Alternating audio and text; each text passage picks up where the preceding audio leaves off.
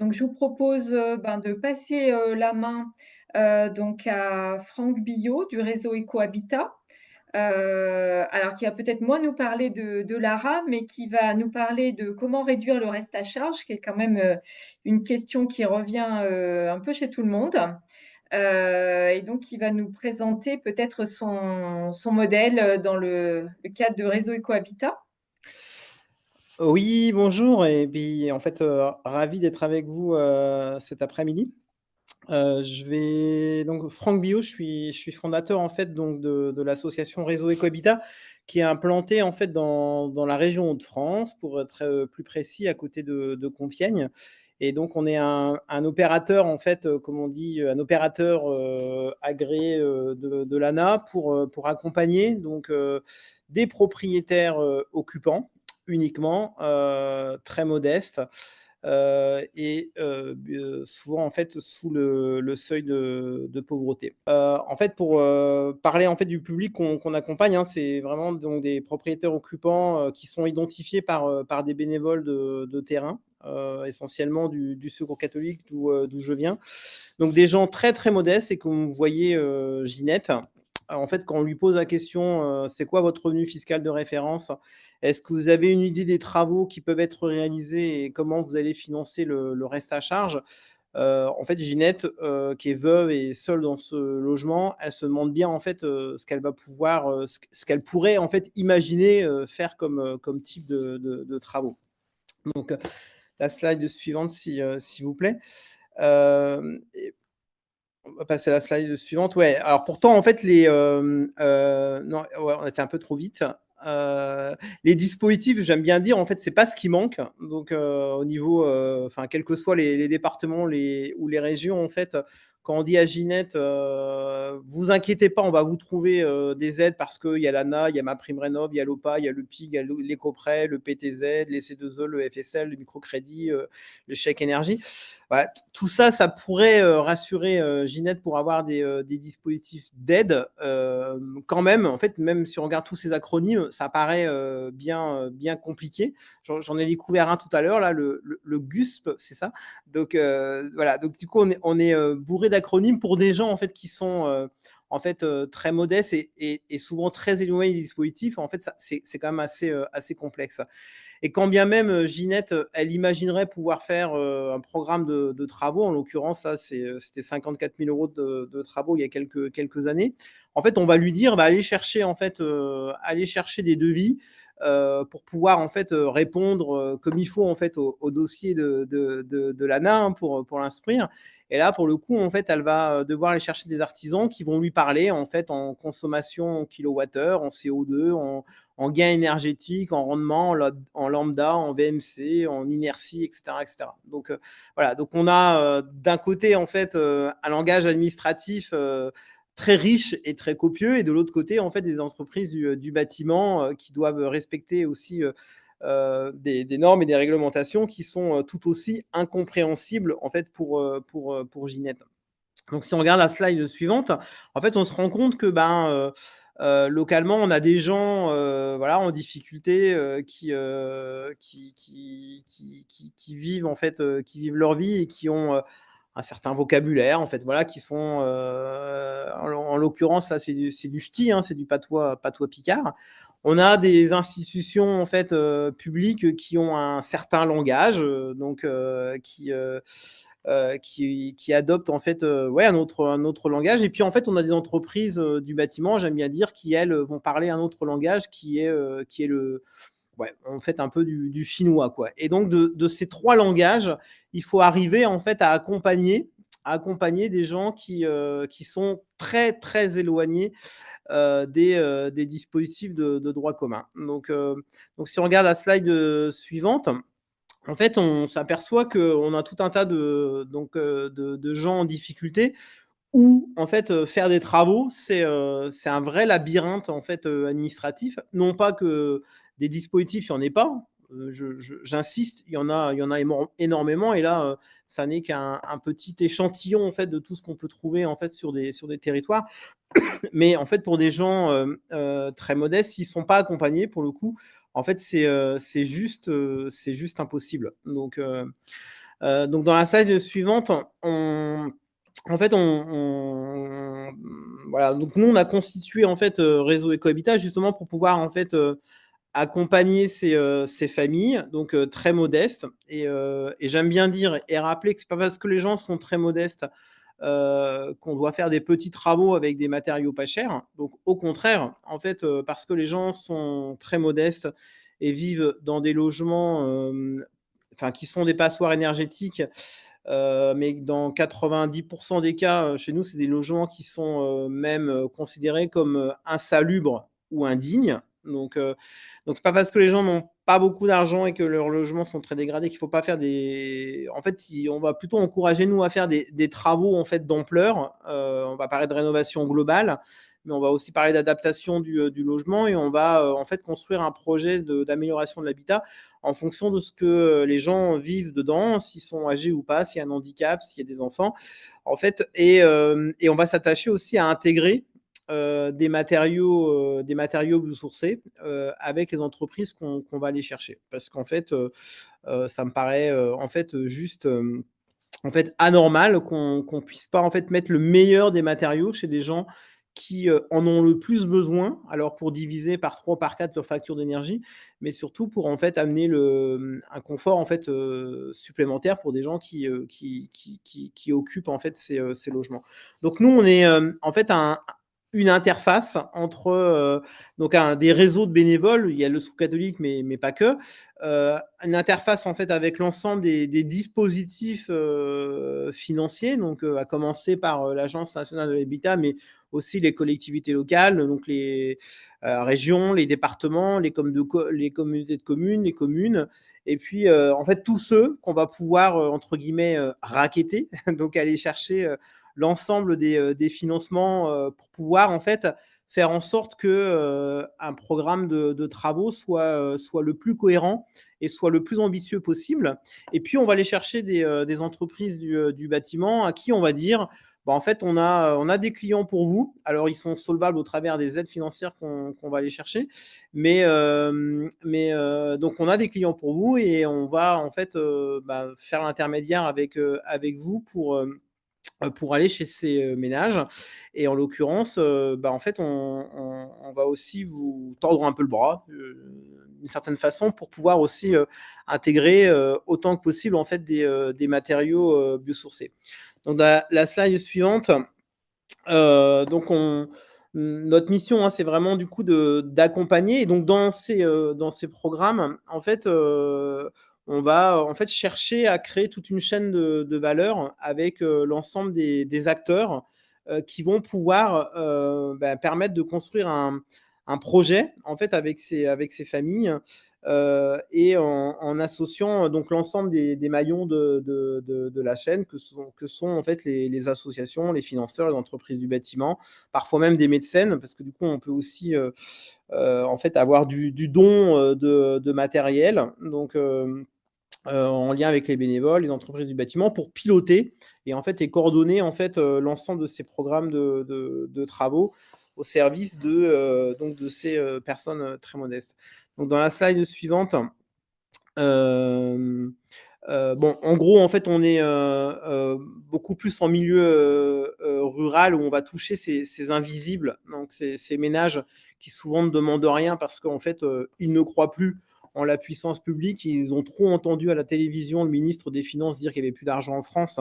Donc, du coup, on va plutôt toucher ces ménages qui ne demandent de rien, qui sont en fait des gens plutôt fragiles, quoi, 50% de personnes retraitées ou 50% de personnes en fait, enfin de personnes qui vivent seules ou des mamans en fait des mamans solo. Donc bon, ça c'est du coup pour préciser notre public. Donc des gens qui sont si on solutionne pas en fait la question du financement, on se rend compte, hein, on se rend bien compte que en fait bah, il y aura pas de travaux du tout parce que c'est pas parce qu'on leur dit en fait qu'il y a 60-70% de financement, 80% en fait la question du reste à charge reste en fait quelque chose de compliqué.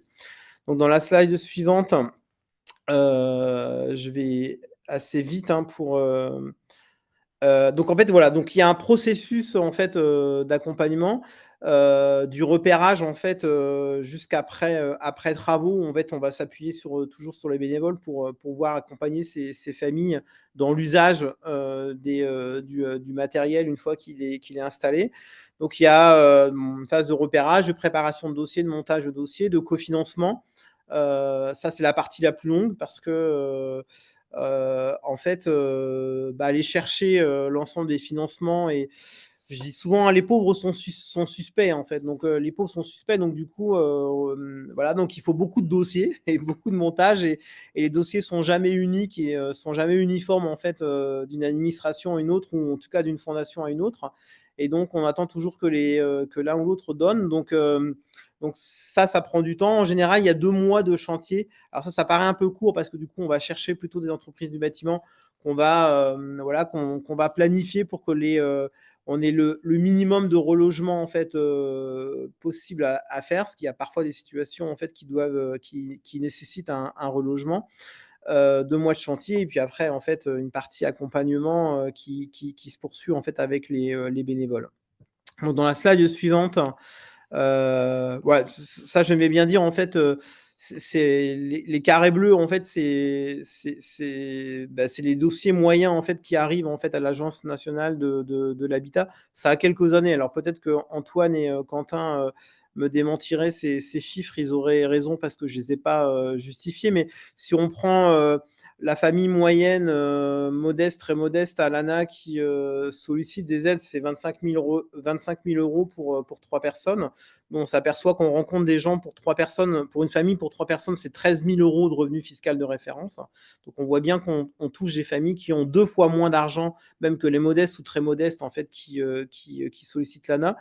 Et en l'occurrence, aujourd'hui, en fait, c'est pas 20 000 € le panier moyen de travaux, mais c'est plutôt 75 000 €. Donc j'aime bien dire en fait qu'on fait des travaux très chers chez des gens qui sont 2 fois moins, enfin 2 fois plus pauvres en fait que la moyenne nationale. Et si on fait des travaux très chers, c'est parce qu'on trouve l'argent. Hein. Je vous rassure, on braque pas de banque. En fait, on kidnappe personne. C'est que c'est possible.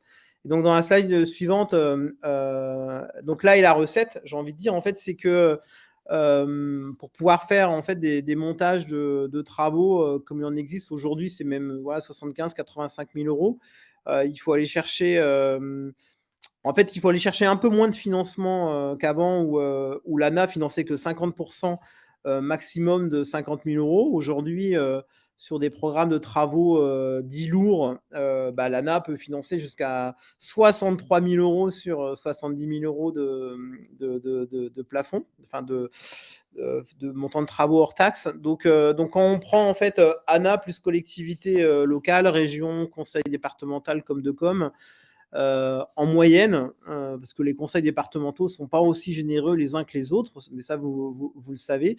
Je ne dénoncerai pas les mauvais élèves et je peux dire les bons élèves, comme les régions d'ailleurs. La région normande, en fait, est très généreuse. Là, le conseil régional de la région de France l'est un peu moins, vous voyez. Donc en gros, hein, les collectivités sur des programmes de travaux à 70 000 €, on a les 85% faciles des collectivités. Le reste à charge, en moyenne, il est autour de 1 000 ou 2 000 € pour des ménages donc, qui vivent sous le seuil de pauvreté. Donc, on tient à ce que les gens participent un peu. Et dans la participation, un peu, parfois, en fait, c'est la mamie ou c'est les parents ou c'est les enfants qui contribuent dans le montage financier. C'est rarement la banque parce que les gens n'ont plus confiance non plus dans leur banque. En fait, ils ne veulent pas s'engager dans des prêts. Donc il y a un petit reste à charge, mais en fait, il convient pour nous d'aller chercher, en dehors des collectivités locales, en fait, les associations, caritatives, les fondations privées. Hem, donc oui, fondations et entreprises, les groupes de protection sociale, les CAF, les caisses de retraite pour les ménages qui sont, en situation de retraite parce que, en fait, aider des retraités à vivre plus longtemps chez eux, c'est mieux que s'ils vont à l'EHPAD et en général, vous savez, quand les gens, rentrent en EHPAD, leur espérance de vie est un peu plus courte que la moyenne. Donc si je peux me permettre cette caricature. Donc du coup, c'est d'aller chercher, en fait, l'ensemble des financements qui vont en fait solutionner en fait ces projets. Et bien entendu, dans ces projets, il peut y avoir en fait de l'autoréhabilitation accompagnée à partir du moment où il y a un professionnel qui associe ces familles. Bon, nous, on le fait pas beaucoup, donc je vais pas faire de tromperie sur la marchandise. Donc, on n'est pas un acteur, un opérateur en fait engagé sur l'autoréhabilitation accompagnée, même si certains projets, en fait, on associe les compagnons bâtisseurs dans notre région. Donc, mais on le fait pas en direct. Pour autant, en fait, il y a des familles qui pourraient tout à fait, en fait, participer en fait au montage aux travaux à partir du moment en fait elles sont complètement intégrées, inclus en fait dans cet accompagnement pour pouvoir faire ces travaux. Donc, la slide d'après, peut-être juste pour vous montrer. Donc voilà, j'aime bien montrer en fait ces mains. J'aurais dû en mettre une troisième, mais donc la force du réseau, c'est de faire conjuguer en fait et de créer en fait cette chaîne de valeur entre les entreprises qui parfois pestent un peu, hein, parce que l'ANA c'est trop long, parce que voilà c'est des financements publics, etc. Hein, on n'a pas confiance, ou les collectivités. Donc c'est quand même une chaîne de valeur entre entreprises, institutions en fait, financeurs et institutions publiques, et puis les associations en fait qui vont pouvoir en fait donc identifier ces familles et créer la relation de confiance. Et j'aime bien dire, en fait, par définition, un bénévole, ben, c'est pas un vendeur de fenêtres et c'est pas non plus un assistant social. Donc en général, ça fait moins peur auprès de familles qui se sentent pas menacées. Donc voilà, on peut passer peut-être vite fait les dernières slides pour laisser un peu de temps, mais bon, celle-ci, on va pas s'arrêter dessus. C'est sur le nombre de propriétaires occupants. Donc tout l'écosystème en fait qu'il faut un peu organiser pour pouvoir aller chercher soit les aides financières, soit les opérateurs. Parfois, en fait, on va aussi utiliser des entreprises d'insertion. Donc je pense à Shenley, par exemple, qui est un constructeur de maisons dans Satur Bois-Paille, donc mais qui se positionne aussi sur les questions de la réno. Et puis quelques peut-être photos derrière, on peut voir des situations de gens accompagnés. Bon, on a fait 150 chantiers. La slide d'après, peut-être, c'est un peu plus représentatif sur une situation. Bah là, voilà, Philippe et Lydiane Geoffroy. Alors, vous voyez que Lydiane, en fait, elle avait que un dixième à un œil. Donc, c'est pas elle qui aurait qui aurait posé de la fibre de bois dans sa maison, parce que c'est une maison qui a été isolée avec des panneaux de fibre de bois. Euh, Philippe, vous voyez avec ses cannes, c'est pas lui qui aurait fait des travaux. En l'occurrence, par contre, le fils Quentin a lui fait tous les travaux de finition. Alors, les travaux de finition, j'ai bien conscience que c'est pas l'autorisation accompagnée, mais c'est quand même faire participer les personnes, et sur un programme de travaux qui était quand même relativement important, puisque sur 71 000 euros de travaux, il y a eu un reste à charge de 3 000 euros. J'aime bien dire, en fait, Lydiane qui avait plus que un dixième à un œil, aujourd'hui, elle a retrouvé 3 dixièmes en fait à un œil. Savez-vous pourquoi? En fait, elle a retrouvé 3 dixièmes parce que du coup, on a intégré la question de l'adaptation dans son logement. Et le fait d'intégrer l'adaptation dans son logement, en fait, on a pu faire reconnaître son handicap qu'elle avait jamais fait valoir en fait en termes de droits en fait liés à son handicap. Et donc de fait aujourd'hui, elle a retrouvé une mutuelle, la Sécu, machin, etc. En fait, elle a retrouvé un médecin traitant, et aujourd'hui, en fait, grâce aux travaux, Lydiane, elle se re-soigne. Donc, et le fait de se re-soigner, eh ben, en fait, elle se fait opérer 2 fois de la cataracte. Et donc aujourd'hui, Lydiane, en fait, elle dit, ben, je vois. Donc, comme quoi, en fait, rénover son logement contribue à faire des vrais miracles, puisque des gens retrouvent la vue après avoir fait des travaux. Mais en fait, on aurait des tas d'histoires comme ça, où du coup, le fait d'embarquer des gens et de construire, moi j'aime bien dire, en fait, construire un projet de rénovation énergétique, c'est d'abord en fait engager un projet de vie en fait avec des gens. Et donc le fait de les impliquer complètement dans leur projet, on a des gens qui ont retrouvé du boulot derrière, des mamans qui disent mes enfants ont réussi leur scolarité.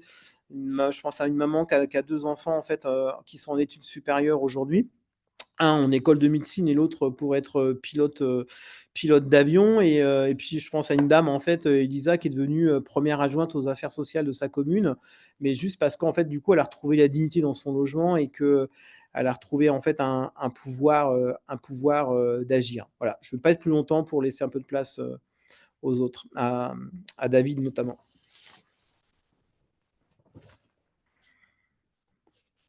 Je passe rapidement les slides Et avec les photos et puis vous les aurez de toute façon. On partagera du coup les PowerPoint.